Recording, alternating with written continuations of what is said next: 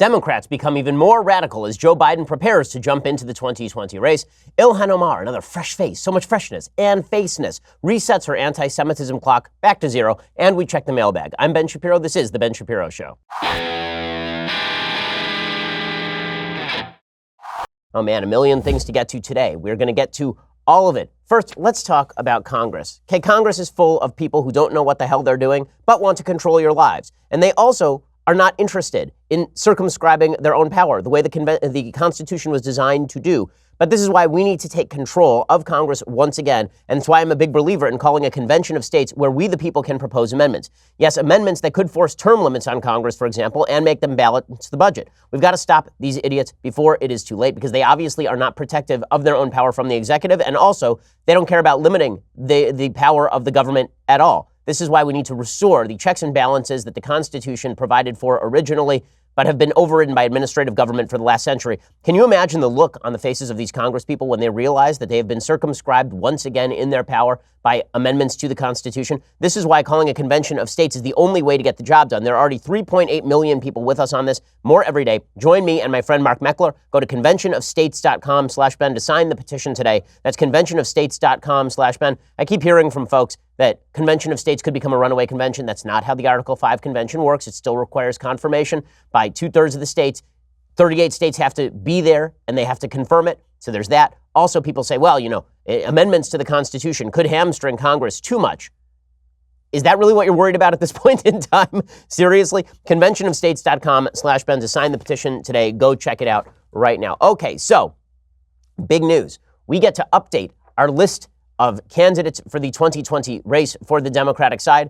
Joining the race, or about to join the race, is, of course, Joe Biden. We've pulled some theme music for Joe Biden since we have theme music for everybody else. Here's some Joe Biden theme music. Yeah, so that guy, he's about to join the 2020 race. According to The Hill, he is basically setting up all of his campaign apparatus in New Hampshire, in South Carolina. According to The Hill, in recent weeks, the former vice president's longtime advisors Steve Ricchetti and Mike Donilon have led a string of meetings with potential aides to fill out the campaign if Biden makes a decision to enter the race, according to various sources. Whenever the VP makes a decision, we'll be ready to go, said one source with direct knowledge of the planning. Greg Schultz, who has run Biden's PAC, American Possibilities, and served as his political director in the White House, is expected to be the campaign manager. Apparently, Mike Donilon is expected to play the role of chief strategist. Kate Bedingfield, who was Biden's communications director in the White House, is also expected to run his communications shop. Longtime advisors have been talking to other Biden alumni for other press jobs. Now, if Biden doesn't get Barack Obama's endorsement, he's going to have a bit of a rough ride here, because he is outflanked on his left by Bernie Sanders, and he is outflanked on the intersectional side by Kamala Harris. So the early polls that have him up, I've been around through several presidential election cycles with open primaries. And what you see is that very often the person with the highest name recognition leads initially and then immediately falls away as soon as the competition actually begins. Biden does not have a massive lead in places like New Hampshire. He's up like 26-22 on Bernie Sanders in some of the polling. Were he to declare, he might jump to 30. But by no means is Biden the prohibitive frontrunner inside the Democratic Party. And he knows this, which is why Biden is constantly playing both sides of the fence. Here's what I mean. So Joe Biden does this routine where he says, I'm friends with people on the other side of the aisle. I'm friends with people on the other side of the aisle that they're good guys. I believe in a better, kinder, gentler. I'm not like Donald Trump. I'm not a polarizing political figure. Forget about the time I called Mitt Romney basically a would-be slave master. Forget about the time I said he wanted to put black people back in chains. Forget about all of that. No, I'm a really good guy, and that's because I like people on the other side. I mean, that's what politics is all about. Now, what's amazing is that Joe Biden then gets called out by his own side, and he runs screaming from his own bipartisanship. So here's what happened in the last 24 hours with Joe Biden, and it really is telling about the state of American politics. People are constantly talking about, Donald Trump being so radical, so extreme, so polarizing, so mean to his political opponents. And Joe Biden, he longs for a better time. I remember at John McCain's funeral, you got this from Joe Biden. Him going out there and saying, yeah, John McCain and I, we got along gangbusters. We were just the best of friends, and we were really nice to each other. And every so often you see this, right? Elijah Cummings with Mark Meadows doing the same thing. Oh, well, we're really good friends. I know Mark Meadows isn't a racist. But when people on the left are called out by their own side, they will not step forward to defend people with whom they are purportedly friends very often. It's pretty rare. I mean, I said, even on my birthday this year, for example, I talk with a lot of folks on the left that I consider friends. Many of them would text me or direct message me on Twitter saying happy birthday and would not do so publicly, specifically because they were afraid that they would get blowback from their friends. And this is not a rarity that is confined to presidential politics. It is true across the board. Here's what I mean. So, Reed Epstein, who's a reporter for Politico, he tweets out, in Omaha, Joe Biden calls Mike Pence a decent guy, our vice president. This is very bad. Joe Biden must never acknowledge Mike Pence as a human being. According to the radical left, Joe Biden acknowledging Mike Pence is akin to saying he agrees with Mike Pence. And we all know that Mike Pence is a vicious bigot and homophobe who wants to put gay people in re-education camps or something. So Cynthia Nixon, the failed gubernatorial candidate in New York against Andrew Cuomo, she tweeted out, Joe Biden, you've just called America's most anti-LGBT elected leader a decent guy. Please consider how this falls on the ears of our community. And then she also atted Biden's wife to make sure that Joe Biden would see her tweet. So he can't be a decent guy because you disagree with him on same-sex marriage. He's a bad guy. So Joe Biden then responds to Cynthia Nixon. And he says, you're right, Cynthia. I was making a point in a foreign policy context that under normal circumstances, a vice president wouldn't be given a silent reaction on the world stage. But there is nothing decent about being anti-LGBTQ rights, and that includes the vice president. So in the end, Joe Biden is saying, you know what, you're right. Mike Pence, not a decent guy. Actually a very bad guy because he disagrees with me on all of the LGBTQ politics. So I agree with Cynthia Nixon. I've been called out. I apologize for ever saying that Mike Pence is a decent guy.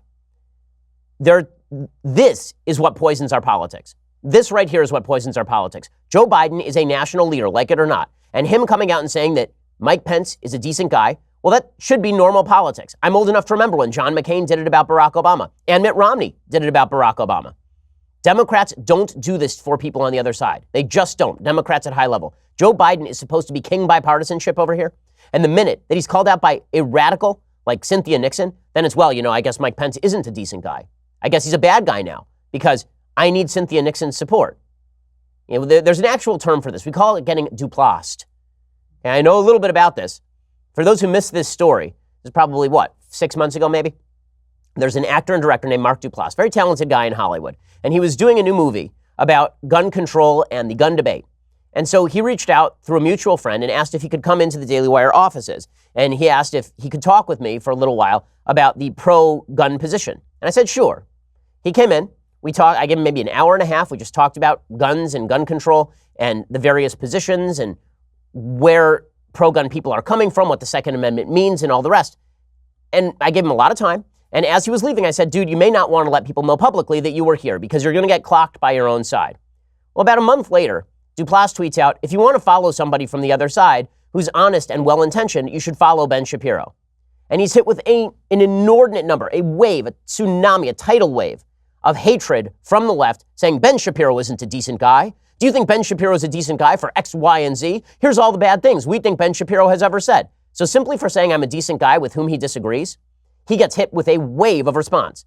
And then, being a coward, Mark Duplass backs off his original comment, deletes his tweet saying that I'm a well-intentioned person, and puts out a statement saying that he stands against racism, bigotry, sexism, and homophobia. Okay, that is called being Duplassed. Joe Biden just Duplassed Mike Pence. And here's the problem. I think this is an endemic thing to an enormous number of people on the left. They are so afraid of their own side eating them for simply acknowledging the humanity of people who disagree with them that they are willing to dump those people under the bus at the drop of a hat. It really is sickening. I mean, that's sickening behavior by the vice president. He knows Mike Pence. He knows Mike Pence is a decent guy. They may disagree on politics, but that does not change the reality on the ground that Mike Pence is a decent American who is well-intentioned, even if he and Biden disagree. Now, I've been striving in recent years. It's really something I've striven to do. I've been striving to try and grant the initial recognition of people with whom I disagree, the initial recognition of their good intentions. Now, sometimes you can't uphold that. Sometimes the intentions, it's just not possible. Right, we'll get to Ilhan Omar in a second. Sometimes it's not possible to read people's comments other than as a reflection of underlying animus. But there's a concept in Judaism called dan l'chaf zchus, which means that you are supposed to try and see people in the most favorable possible light. You're supposed to treat them like human beings. And if we don't do that, we can't have a common conversation. Because if in the end Joe Biden believes that Mike Pence is a bad, ill-intentioned guy, there's no conversation to be had. Then it's just about clubbing him to death like a baby seal. Joe Biden got clubbed into shape by Cynthia Nixon, who's not even a mainstream political figure in the Democratic Party. I got an email from a friend last night. I'm not going to mention whom. This is a person who is on the left. And this person emailed me and said, is the conservative movement, this person was watching CPAC and was noticing that there are some people who are sort of fringy at CPAC. And this person was saying, do you think that the conservative movement is unusually susceptible to grifters? Do you think the conservative movement is unusually susceptible to people who take advantage of conservatives? Because there are a lot of people in the conservative movement who rely on purity tests, meaning that it's very easy to get people to buy into your program when you say things like, people who disagree with me are insufficiently pure, therefore come around to my side. And I said to this person, no, this exists on all sides of the political aisle. But it certainly exists on the left, because what just happened there is Joe Biden throwing the sitting vice president of the United States under the bus as an even decent human being, just because Cynthia Nixon, a radical in every sense of the word, a radical, says that Joe Biden should not even make absolutely anodyne milquetoast comments about Mike Pence being a human being. That's really sick stuff. And it's bad for our politics. It destroys our politics, in fact. So Joe Biden is a weakling. He's a moral weakling. And he demonstrated that in front of the world. Nobody's going to pay attention, of course, because if you hate Mike Pence or what Mike Pence stands for, then you also don't believe he's a human being. But if we don't get to the point where we acknowledge that people on the other side are at least human beings, or that they can be human beings, and that simple political disagreement is not a mark of bigotry, animus, and hate, there's not going to be a republic for very long in this country. Because if you really believe that your opposition is innately motivated by bigotry and hatred, why exactly would you respect their vote? Why would you respect their right to free speech? Why would you respect their right to congregate and associate? You wouldn't. If you think everybody on the other side's a Nazi, then you start treating them like Nazis. And that's not a good thing. There aren't a lot of Nazis left in America. But if we start treating each other like the other side is a Nazi, and you can punch a Nazi, rights are endangered. Rights are endangered, and so is our common social fabric. We'll get to more of the 2020 Democratic presidential race in just one second. First, let's talk about the best holsters you can buy. We the People holsters. They offer custom-made holsters, all produced right here in the United States. They design all their holsters in-house, which means they don't use any third-party molds for their holsters. Instead, they design every unique mold in Las Vegas in order to best fit each and every firearm absolutely perfectly. We the People holsters even have their own 3D design team. They measure every micromillimeter of their guns to ensure the perfect fit. It's not just enough to have a good gun. If you have a concealed carry permit, you need a good holster. Their unique, intuitive clip design allows for you to easily adjust both the cant and ride of your holster. The cant is the angle, and the ride is how high or low it sits on your waist, so that it will fit comfortably and securely at all times. Every holster also has adjustable retention, which is signaled with a click sound, which lets you know that your firearm is securely in place. You don't have to worry about that thing falling out. Custom printed designs in-house. They've got thin blue line, thin red line, the Constitution, camo, an American flag. They have more designs coming out each and every month. We the People holsters, they start at just $37 a piece, which is a great price for a fantastic holster. Every holster comes with a lifetime guarantee. Every holster ships for free. And if it's not a perfect fit, send it back for a refund. I mean, this is a great product. WeThePeopleHolsters.com/Ben. When you enter promo code Ben at checkout, you get $10 off your first holster. So that means it's as low as $37 and shipping is free with an additional $10 off using my promo code Ben. Again, that's WeThePeopleHolsters.com/Ben, promo code Ben at checkout for $10 off. Exercise your Second Amendment rights in the smartest possible way. Get a We the People holster. It's WeThePeopleHolsters.com/Ben and use promo code Ben to get $10 off their holsters, which start at like $37 with free shipping. So that's a solid deal for a fantastic American-made holster. Go check them out right now. Okay, so it's not just Joe Biden who is radical. It is Beto O'Rourke. So Beto, dude's ready to run, yo. Do we have some Beto theme music? I think that we need some. I can't handle it without it. Do we have it, guys? Oh, no. Yes. Beto is ready to skateboard into the 2020 race. According to Oregon Live, when a U.S. Senate bid comes up short, the losing candidate typically must pump the brakes on his or her ambition. The next move tends to be sideways, a run for governor or maybe state AG, or backwards, a House of Representatives seat. That's not true for Beto. He lost his attempt to move up in the Senate last year and then became a national political star because the media decided that he was a hero. O'Rourke told the Dallas Morning News on Wednesday, Amy, that's his wife, and I have made a decision about how we can best serve our country. We are excited to share it with everyone soon. And then he ruled out running for Senate against John Cornyn, the other senator in Texas. So he is famous for skateboarding and riding bicycles and generally being a rad dude. So he's going to be running as well. So that's very exciting. I know. Everybody is pumped up about Beto. He's kind of a second-tier candidate. If you have to rank the candidates right now, you have to rank them at the top: Biden, Sanders, Kamala Harris. Beto is a set top of the second tier, is where you'd put Beto O'Rourke. Pretty obvious VP pick if Kamala Harris wins the nomination. Speaking of which, Kamala Harris gets herself in a little bit of trouble. So it turns out that Kamala had tried to rewrite history with her own policy.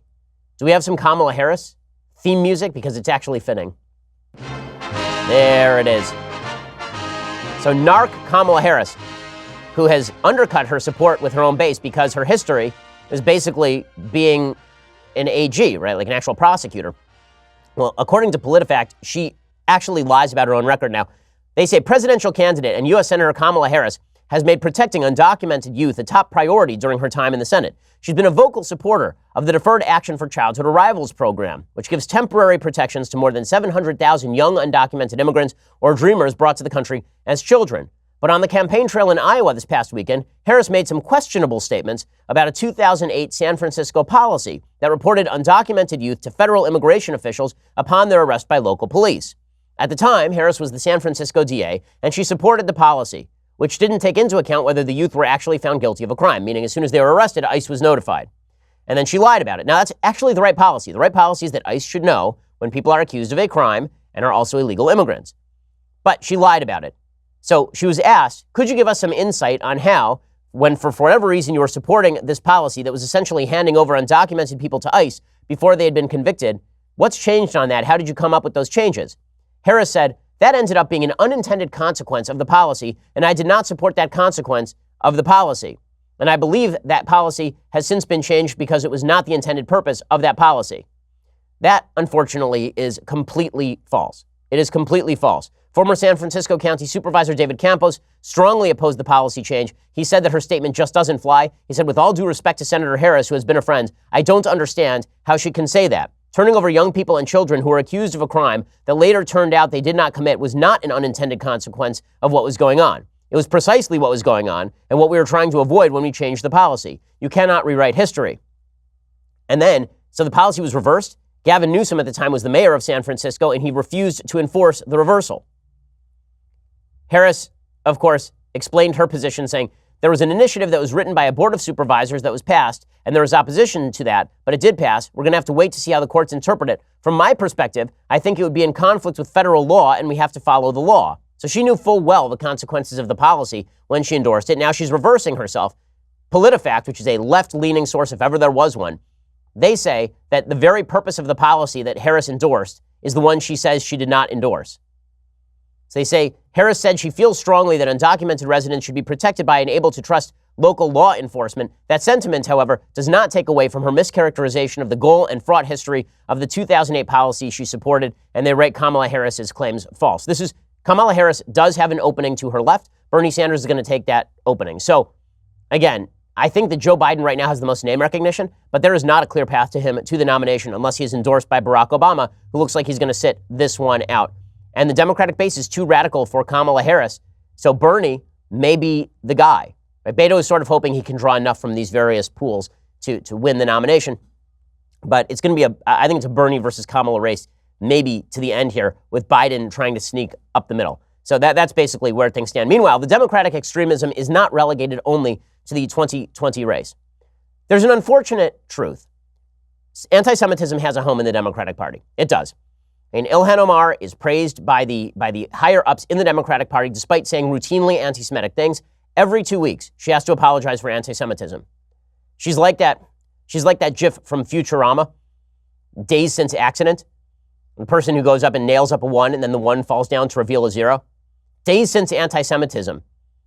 Ilhan Omar, usually it's about 10, and then she has to reset it back to 0. So you'll recall that Ilhan Omar, like literally 2.5 weeks ago, tweeted out it's all about the Benjamins with regard to American support for Israel, as though the Jews, the nefarious Jews, were paying off Americans to support Israel. And then she apologized for it, but not really. She says, no, I never apologized for being anti-Semitic. And she walked back her own apology. You've since apologized unequivocally for the tweet. You've said rightly that anti-Semitism is real. But just to be clear, I mean, we're a few weeks on now. What were you apologizing for? Was it a badly worded tweet that you were apologizing for? Or was it for being anti-Semitic wittingly or unwittingly?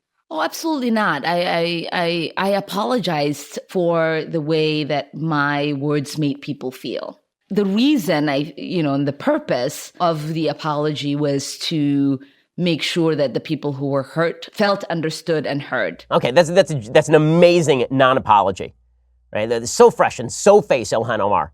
I mean, on the cover of Rolling Stone with Nancy Pelosi, smiling and grinning away, open anti-Semite. Open anti-Semite. So is Rashida Tlaib, also an open anti-Semite, who in the past has suggested that American Jews are rife with dual loyalty, that American Jews only like Israel because they're actually secretly nefarious Jewish workers for the Jewish state. The Jews!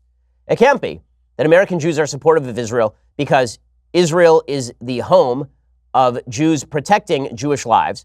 Israel is a democracy, the only democracy in the region, and the place all over the world where Muslims have the most rights.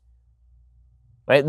It can't be because of that. It has to be because Jews are nefarious secret agents of the Israeli state. That's really why all of this is happening. Rashida Tlaib tweeted something out about that 3 months ago. No apology from Rashida Tlaib.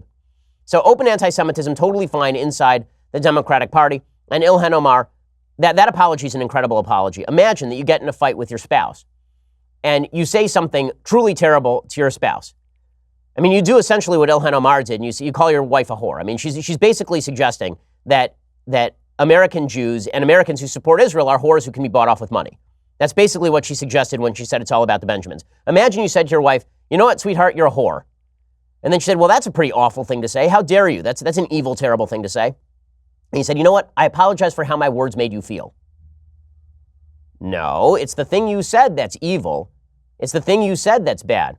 But Ilhan Omar never apologized really for those comments, but we were all supposed to overlook that because so fresh, so face, and of course, she can claim in her intersectional way that she is a minority woman from Somalia who is a Muslim, and therefore that's the reason people are angry. Not because she's a rabid anti-Semite, and she's been consistently anti-Semitic for legitimately her entire career. It's not because of that. It's because she's a Muslim woman that people are very angry at her. Weird, because there are lots of Muslims that I know who are not anti-Semitic, and yet she is anti-Semitic. So I have very little faith that this has anything to do with Islam. I have a lot of faith that it has to do with her being a blatant anti-Semite is the reason why people are upset with her. Okay, so Ilhan Omar yesterday doubled down on her anti-Semitism. She was doing an event, this is an event in New York it was in Washington, D.C. actually, at some bookstore. She was doing it with Rashida Tlaib. And at a certain point here, somebody in the audience yells out, it's all about the Benjamins. And both Rashida Tlaib and Ilhan Omar smile, according to press reports. And then Ilhan Omar explains that what she really wants to question is why these nefarious Jews are so loyal to Israel. I want to talk about the political influence in this country that says it is okay for people to push for allegiance to a foreign country. I want to ask, why is it okay for me to talk about the influence of the NRA, of fossil fuel industries, or big pharma, and not talk about a powerful lobbying group that is influencing policy? Okay, because the NRA is pushing for a principle. Okay, the Koch brothers push for principles. Your suggestion, Ilhan Omar, you anti-Semite, your suggestion is that AIPAC and the Jews broadly in the United States and American Israel supporters in the United States are not supporting Israel based on principle. They are doing so based on dual loyalty. They are doing so based on tribal loyalty to Jews. So in other words, if Israel decided to become a monstrous dictatorship overnight and start legitimately executing people, that all the Jews in the United States would call for continued American support for Israel because they're principle free. I mean, that's her essential contention. Her essential contention is that American Jewish support for Israel is not based on any sort of principle. It is based on allegiance to a foreign power. Now, think about how absurd that is in the context of other states.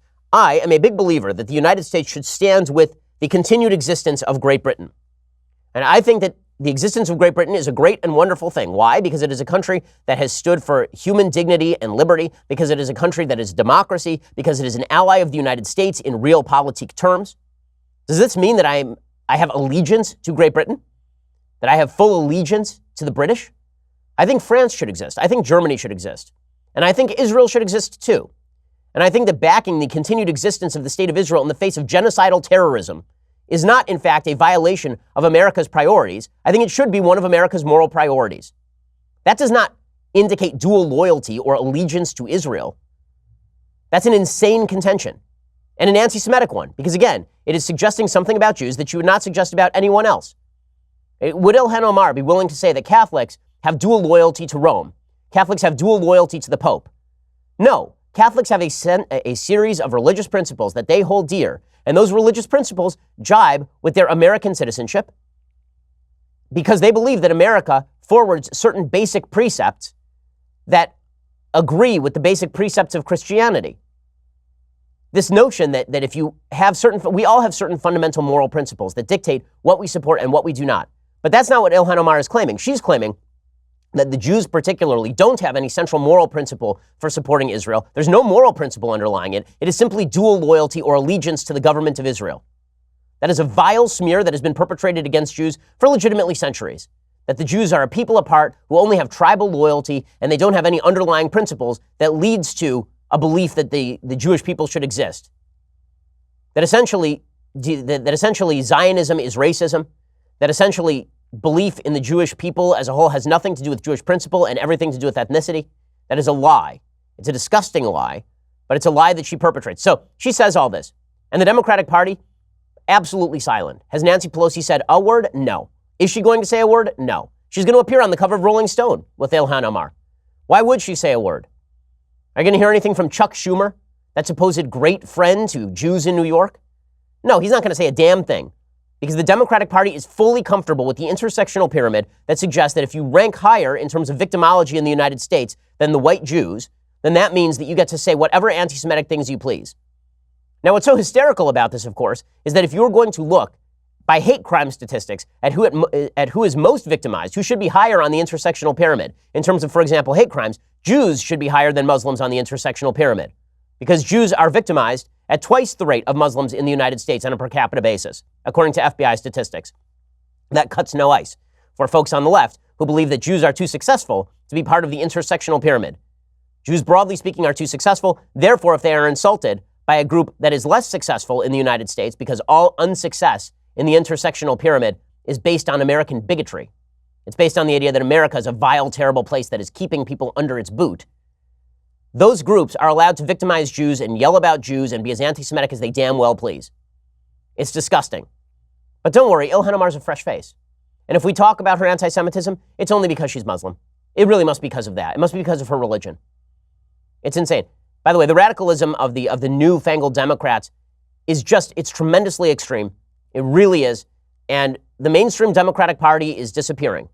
And it's leading us down a path where there can be no agreement. I mentioned earlier Joe Biden basically suggesting you can't be friends with a Republican, that there are no decent Republicans. He called Mike Pence a decent guy and then immediately walked it back. Well, among the Democrats, now Democrats are going after not only Republicans, but each other. So first of all, they continue to suggest that all people they disagree with are vicious racists. Rashida Tlaib, who again is just as vile as Ilhan Omar in her anti-Semitism.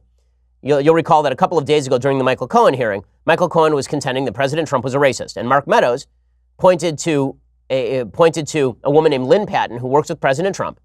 And he said, well, Lynn Patton works with President Trump every day, and she's here. And Lynn Patton has given me this piece of testimony saying that she's never seen President Trump be a racist. I said this was not a good argument. I said it was an emotional appeal, that I have a black friend is not a real good response to you are a racist.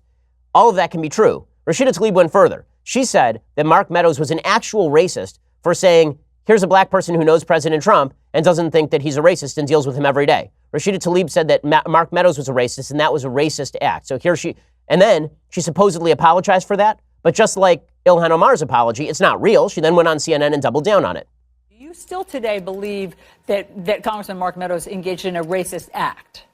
I believe that moment as a person of color, and not only myself, I think 3 other of my colleagues had mentioned how insensitive that act was. I think all of us, I mean, even folks at home, kind of gasped when that actually happened. I think if we want to talk about race in this country, that was not the way to do it. So in other words, she says that that still was a racist act. Mark Meadows participated in racism by saying, here is a black woman that I know who works with President Trump, and she can testify that President Trump has never acted in a racist way toward her. Why is that racist? Well, supposedly because Mark Meadows was engaging in a form of tokenism. It's very weird when the left will suggest that tokenism is occurring. So the left will suggest that tokenism is occurring when, for example, Mark Meadows says, here's a black person who knows President Trump. But tokenism is not occurring when Michael Cohen asks how many black people are on President Trump's staff, as though if he had a bunch of black people working for him, that would also be a defense against racism. So tokenism only works when the left says that it works. It's an inaptly applied label. Also, it's a little bit insulting to a black woman, Lynn Patton, to suggest that she is willing to stand there and be used as a token of her race. Lynn Patton immediately responded along those lines. Here's what Lynn Patton had to say about Rashida Tlaib. What I'd like to ask the Congresswoman from Michigan is, why does she take the word of a self-confessed perjurer and criminally convicted white man over a black female who's highly educated, rose up through the ranks of one of the most competitive companies in real estate? You spoke before 25 million people at the Republican National Convention and now works in one of the most historic administrations in history. And so to me, that would be my question. That's more racist than being put up there as a quote unquote prop. Okay, yeah, calling her a prop, that is a bad thing, right? That seems pretty racially charged. It didn't matter. AOC then defended her fellow fresh face. All the fresh faces defend each other. They're fine with each other's anti-Semitism or the sort of racism that reeks, the intersectional racism that reeks off of them. AOC tweeted out total bravery from Rashida Tlaib as she reminds the nation that tokenism is racism. So again, it's not racism if you have if you ask how many black people do you have in your office as a proof of your non-racism. It is racism if you say, here's how many black people I have in my office to prove that you're not a racist. Also, bravery has certainly changed its definition. Rashida Tlaib is so brave. I mean, just like Normandy, calling Republicans racist these days, I mean, talk about taking a risk. My goodness. Okay, in a second, we're going to talk about what else AOC is doing to help oust the supposed moderates left in her party. We'll get to that in just a second. First, $9.99 a month means you subscribe to Daily Wire, and that means that you get the rest of the show live. You get 2 additional hours a day. You can ask questions during the breaks. You can join our chat room, which apparently is always a lot of fun. My producers watch it for good questions. So go check all of that out. $99 a year means that you get not only the annual subscription, but also this, the very greatest in beverage vessels, the Leftist Tears hot or cold tumbler. And you know what comes along with that? The ability to appear on the show. So today, we are featuring a Daily Wire premium subscriber. We want to give a shout out to a different subscriber every week as a thank you for helping support the Daily Wire. Although, let's be honest, we are already giving you folks way more than you deserve. Really. This week's shout out goes to Samantha at SammyGirl417 on Twitter. Samantha starts her day with a little extra freedom sipped from her Leftist Tears tumbler. Samantha is as American as they come with the grand old flag in the background. Thanks for being a subscriber, Samantha, and thanks for your service. Looks like Samantha is in the military, so you are awesome. You are awesome. If you want to receive a shout out and experience the pure bliss that Samantha is likely experiencing at this very moment, you have to be an annual subscriber and you have to post a photo of your tumbler on either Twitter or Instagram with the hashtag Leftist Tears Tumbler. It's hashtag Leftist Tears Tumbler. You can even be in the photo if you would like. Get creative. We like it when you make us laugh. Entertain me. And then maybe you'll make it on the show. Samantha, you are awesome. That is a great photo. Love it. So go check that out. Hashtag us at Leftist Tears Tumbler if you want to appear on the show. Also, make sure that you subscribe over at YouTube and iTunes. When you do, then leave us a review. You also get access to our Sunday special a day early. This week's Sunday special features the awesome Dan Crenshaw. I'm going to admit that we arm wrestled. I lasted longer than I thought I would against the former Navy SEAL. I will not say that it went great for me.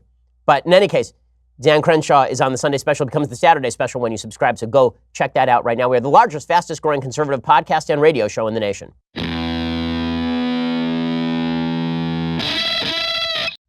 Okay, so House Democrats are now dividing in on themselves. It's not just that Democrats have become radical and attack Republicans as racist and bad people at every turn, while engaging in some of the most racist anti-Semitic behavior I've seen in modern American history.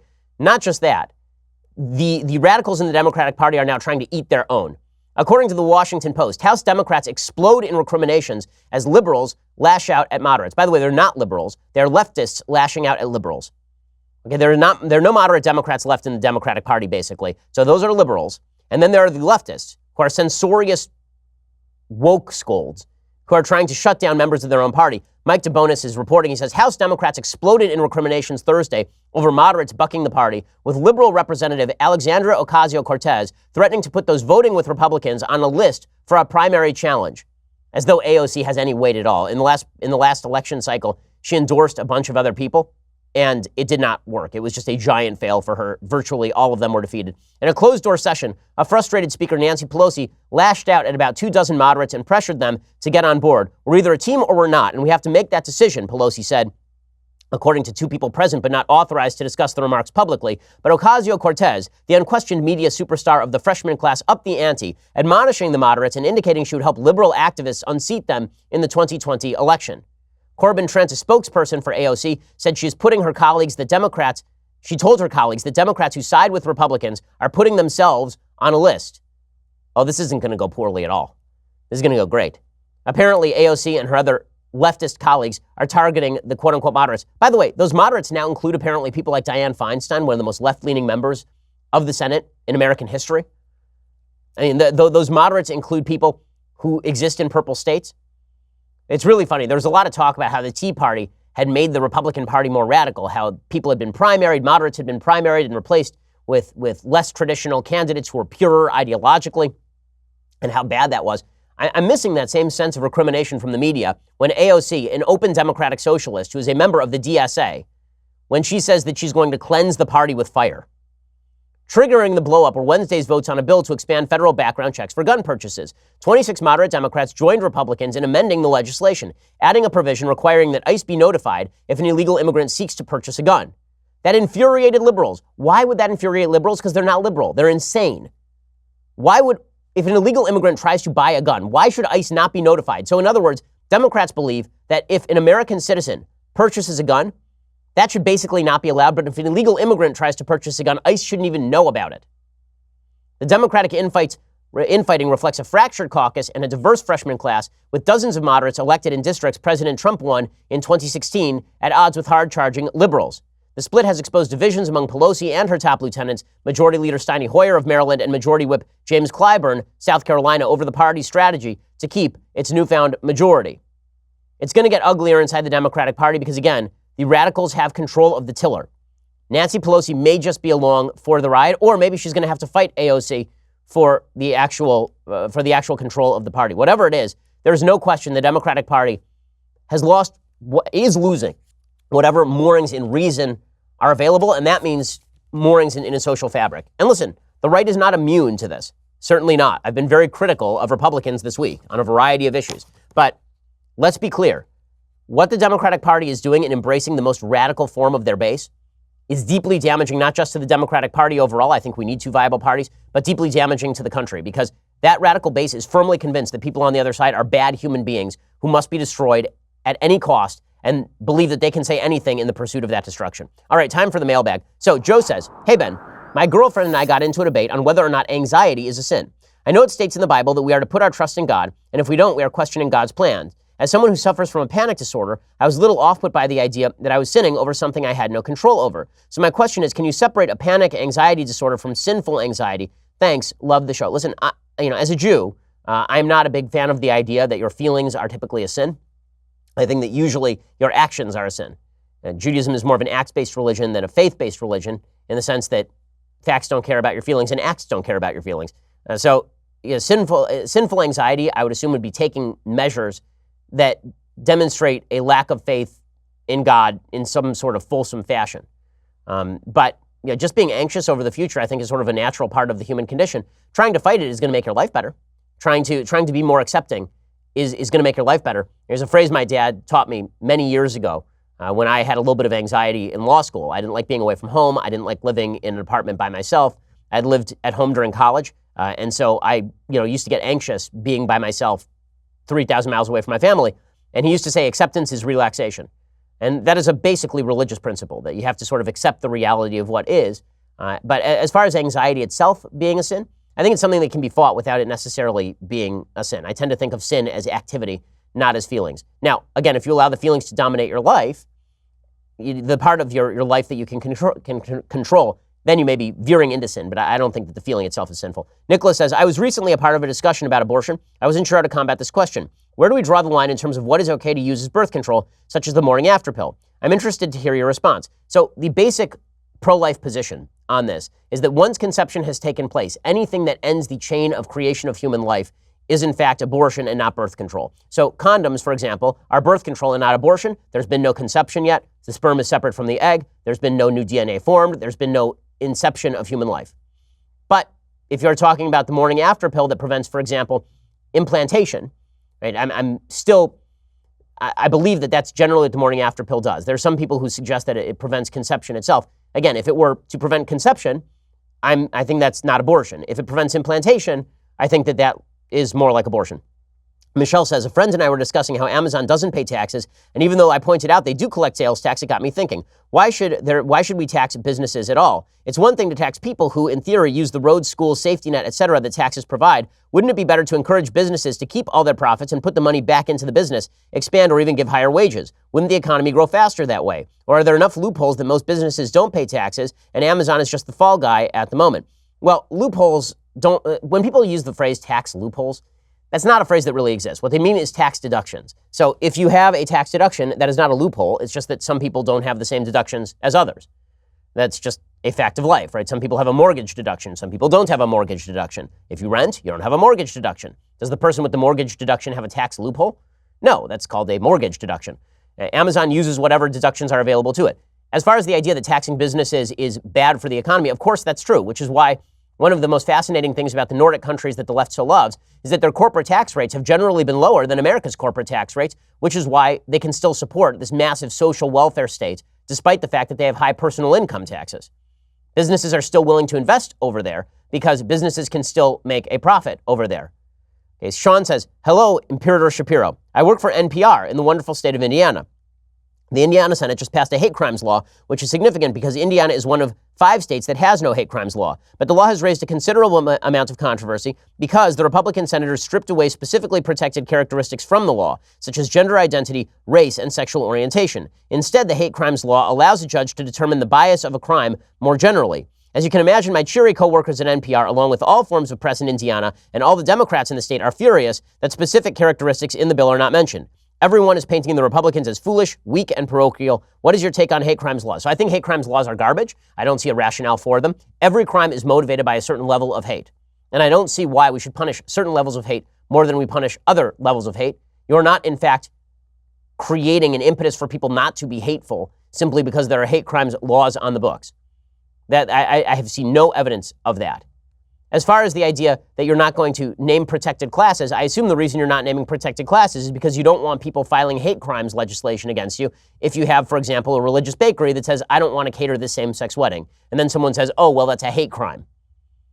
Or you're a business and you don't hire a transgender person because you're a religious day school, or simply because you don't want to hire a transgender person for a makeup job or something. And you should be able to associate with whomever you want. And if people want to react to that by boycotting you, that's their problem, or not associating with you, that's their problem as well. The notion of hate crimes laws, the thought policing of hate crimes laws, is deeply counterintuitive to basic American freedoms. And again, that's not in favor of hate or in favor of crime. It is in favor of a government that polices action and not thought. Nick says, hey, Ben, who do you think are the greatest song lyricists of all time? Well, I'm a big musicals fan, so the ones who come to mind are folks like Cole Porter. Oscar Hammerstein is tremendously underrated. Stephen Sondheim, of course. As far as sort of other lyricists, Johnny Mercer is a fantastic, fantastic lyricist. But again, I favor some of the old lyricists. I don't think any of the new lyricists do anything of real import, to be frank. Zachary says, I've recently watched The Best of Enemies, the documentary about the debates between Gore Vidal and William F. Buckley during the '68 election. Given that you're a conservative like Buckley, if a similar documentary were to be made about politics today, who would be your Gore Vidal? Well, I mean, the problem is that most folks who are prominent on the left are not interested in actually having discussions.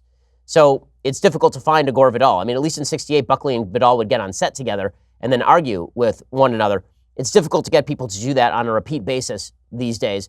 There are people with whom I disagree, with whom I am very friendly. I mean, Eric Weinstein is the person who comes to mind. He and I are very friendly, and he and I disagree on a lot of stuff politically oriented. But as far as being just a screed-driven, non-fact-based person, Gore Vidal is pretty indicative of the left. I think there are plenty of folks like Gore Vidal. I think there are very few like William Buckley. Charles says, hey, Ben, can you explain the difference between a kippah and a yarmulke? Is there a religious significance to using one word instead of the other? The only difference is that kippah is in Hebrew and yarmulke is in Yiddish. That's the only difference. So typically speaking, the way that Orthodox Jews tend to speak Hebrew more than Yiddish these days, although it depends. I mean, if you're in the Hasidic community, I assume that people use the word yarmulke more often. In my Orthodox community, virtually everyone calls it a kippah, not a yarmulke. In conservative and reform communities, the word yarmulke tends to be used a little more frequently. Ashley says, as you may know, the Missouri House of Representatives has perfected and passed the most restrictive pro-life bills in the country. I work as a legislative chief of staff for a state rep that supports this legislation. Per usual, reps are in support of this, and they're receiving a ton of emails in opposition. But one of them stuck out to me because this person claims that anti-abortion laws are anti-Semitic. Please help me understand her reasoning. Below is part of the email. Just so you know, abortion restrictions and bans are anti-Semitic. Judaism doesn't believe in the whole life begins at conception.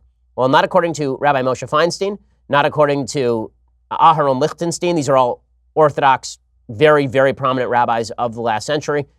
The basic Jewish position is that abortion is the taking of a human life and is unjustifiable except in cases in which the mother's life is in danger. Now, there may be dispensations that are given by individual rabbis for a variety of individual reasons. Those are called heters. But the basic rule is the rule that I just stated.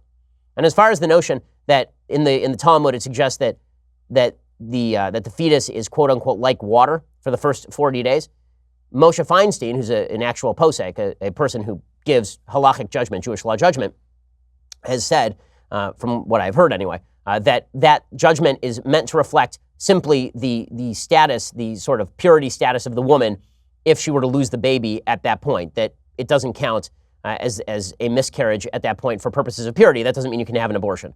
There are no Orthodox rabbis of whom I know who believe that abortion on demand is a thing. None. And by the way, I find it highly ironic when people who are pro-choice suddenly start citing rabbis as their rationale for why the law should be pro-choice. What happened to your theocracy complaints? What happened to your whole, we shouldn't listen to these religious crazy people. Let's listen to these other religious crazy people. What happened? Why is it that we should defer to the rabbis? I thought that you guys don't want to defer to anybody religious. Weird. Okay, Brian says, hi, Ben, I'm a veteran, and my main incentive for serving was the GI Bill. Many people are advocating for free college. What do you think the effect would be on a volunteer-only military if we take the GI Bill off the table because we offer free school to everyone? This is a great question. I mean, obviously, some incentive for some people to join the military is the capacity to have their college paid for. If everybody is getting free college, I assume that recruitment would drop. Again, you're removing an incentive. That's a real concern. Ishay says, hi, Ben. I'm confused with the current talk by AOC on the Green New Deal.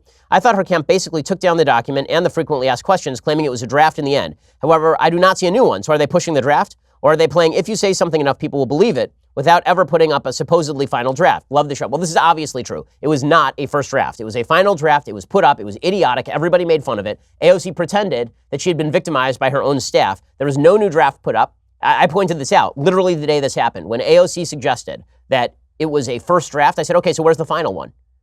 Like if I posted a draft on a website of an article that a final draft existed and I found out about it, we'd immediately take down the first and put up the second. This would not be difficult. But there is no new draft because it's all bullcrap. AOC absolutely meant what she said in that ridiculous Green New Deal document. Sean says, hi, Ben, huge fan. Pence Shapiro 2024. My question regards the death penalty. As a pro-life conservative, I often find myself debating others on the right regarding the death penalty. Being pro-life, I believe, as in the First Amendment case, that the right to life extends to all, even the most evil among us in society. However, those I debate with commonly resort to moral relativism, the left-wing belief, where I hear phrases such as, well, these people are evil, so they don't deserve to live. Well, that's not moral relativism. Moral relativism is the belief that there is no such thing as evil. Moral relativism is the idea that in any given situation, there is no better choice and no worse choice. All choices are equally justifiable and equally moral depending on your perspective. It's not moral relativism to say that a person who murders babies should be put to death, but a baby should not be put to death. That's not moral relativism. That's saying that people are responsible for their actions. The best argument against the death penalty is that it is unequally applied, that it is applied after too long, that there's the possibility of making mistakes. Those are all good arguments against the death penalty. The principled argument that you should not execute anyone for any reason is something with which I heartily disagree. If somebody rapes and murders a 5-year-old, that person shouldn't just die. That person should be put to death 7 times and then burn in hell for eternity. Benjamin says, Ben, often you guys at the Daily Wire complain about the double standards on the left. What are the conservative double standards we need to be careful of? Well, I mean, obviously, there are people on the right who are willing to justify behavior by President Trump. They would never justify if that behavior were on the left. That is the most obvious. There are also I would say that on the right, there's a certain willingness to engage in affirmative action belief that we ought to give more value to certain opinions because of the speaker, which is something I generally disagree with. The identity of the speaker should bear no relevance to the efficacy or use of what the person is saying. There are people on the right who, again, will change their standards of objectivity when it comes to folks on the left. Those are the ones that come to mind. I'm sure I could come up with 10 more. I think that political partisanship, as I've said before, is a hell of a drug. And I think that people are willing to blind themselves to basic double standards out of lack of ability to comprehend cognitive dissonance. Let's see. One more. Linda says, hi from Australia. Can you do a Jordan Peterson impersonation? Well, actually, I did one. I went to a Jordan event in LA. He and Dave Rubin invited me to stop by, and I did a little bit of a Jordan Peterson impersonation. It was more in content than in style. But I walked on stage and I presented Dave Rubin with a cupcake because there was this big controversy over whether I would bake a cake for Dave Rubin's wedding. As a religious Jew, the answer is no. Dave is gay. I'm not going to participate in a same-sex wedding. Am I willing to bake a cupcake or a cake for Dave? Sure. I love Dave. Dave's great. He's my friend. Why wouldn't I bake a cake for him? So I brought a cake on stage, and a cupcake on stage. And then I said that I had also brought a cake for Jordan Peterson, but it was a metaphorical cake. It was so bloody. That's the importance of the cake. What you have to understand is that a real cake is instantiated with work and a reality that doesn't really reflect the underlying hardship of life. Cakes are too sweet. They don't really take into account how difficult and bloody important life is. Life is about struggle. Life is about understanding that we work and then we die, but the work is what's truly important. And that's why a metaphorical cake is so good. Until you understand the struggle of the metaphorical cake, you don't deserve the real cake. So that's more of a content Jordan Peterson impersonation. I can't really do the accent. I'm not great with Canadian accents. I mean, I'm not great with any of my impersonations. Let's be frank about this. And some of them are slightly better than mediocre. My Obama is pretty good, but my Jordan is not great. The content, though, is not terrible. Okay, time for a couple of things that I like. So, thing I like number one. So, my sister, Abigail Roth, opened CPAC today. And forget your politics, whatever your politics are, she is an immensely talented human being. Here she was singing the Star-Spangled Banner to open CPAC this morning.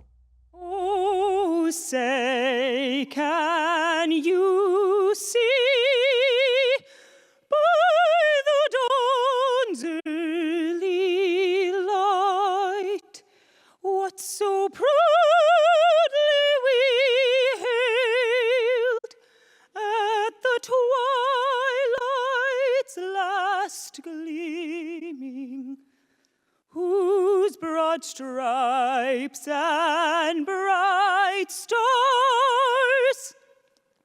through the perilous fight o'er the...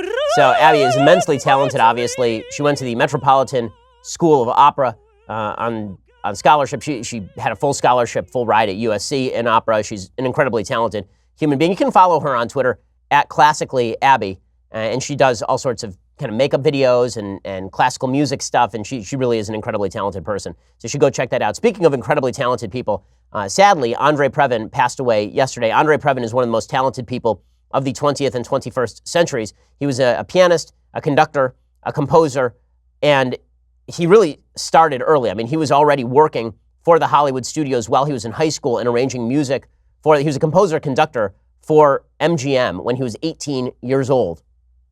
He had an amazing career in classical music. He was responsible for arranging some of the great MGM pictures of all time, among them, I believe, American in Paris. So here is Andre Previn playing and conducting Rhapsody in Blue.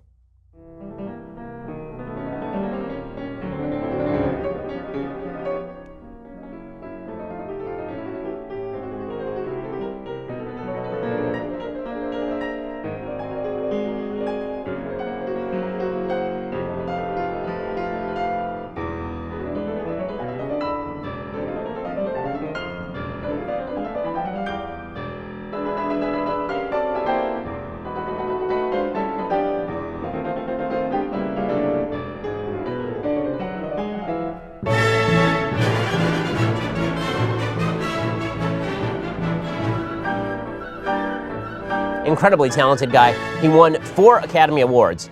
He scored Gigi in 1958. He scored Porgy and Bess in 1959. You're not allowed to mention Porgy and Bess anymore because it's very bad. Even though it's one of the great works of American art of all time by George Gershwin, we're not allowed to mention Porgy and Bess because it has to do with race. And then he also won Best Score for Irma adaptation or treatment for Irma la Douce, and also for 1964's My Fair Lady. Immensely talented human being, and also a terrific composer. So you can go check out a lot of Andre Previn's work on YouTube. Go check it out in tribute to him today. Okay, time for a quick thing that I hate. So final word on the execrable Ilhan Omar, who truly deserves the accolade. Now, I've called Michael Knowles execrable in jest. Ilhan Omar is truly an execrable human being. She proved that today when she said that she would not recognize the interim president of Venezuela. So just to get this straight, she's very much against Israeli dictatorship and Trump's dictatorship, but actual dictators who slaughter people in the streets and also make sure their citizens eat dogs, those people should remain, according to Ilhan Omar, at least in Venezuela. We are threatening intervention. We're sending humanitarian aid that is in the guise of, eventually invading this country. And the people of the country do not want us there. You don't support, like your fellow Democrats and like the US government does and the Canadian government does, you don't support the leader of the opposition as being the president right now, not President Maduro. Absolutely not. So, by the way, this is a lie that the United States is on the verge of military intervention in Venezuela. One of the reasons that people are recognizing Juan Guaido is to create an incentive for Maduro to leave. She is siding against that because she thinks America is a nefarious force in the world, because she believes that Maduro is more legitimate, apparently, than Guaido. So she would prefer that pressure not be applied to Maduro. She would prefer that everything just be left alone. But we're supposed to believe that this fresh face of the American Congress is supposed to be good for the country? That she's good for American principles? Sure. But don't worry, the Democrats aren't extreme in any way. Alrighty, we'll be back here later today for 2 more hours. This is why you should subscribe. Or, alternatively, we will see you here on Monday and bring you all the updates. I'm Ben Shapiro. This is The Ben Shapiro Show. The Ben Shapiro Show is produced by Senya Villarreal, executive producer Jeremy Boring, senior producer Jonathan Hay. Our supervising producer is Mathis Glover, and our technical producer is Austin Stevens. Edited by Adam Sayevitz. Audio is mixed by Mike Caromina. Hair and makeup is by Jesua Olvera. Production assistant Nick Sheehan. The Ben Shapiro Show is a Daily Wire production. Copyright Daily Wire 2019.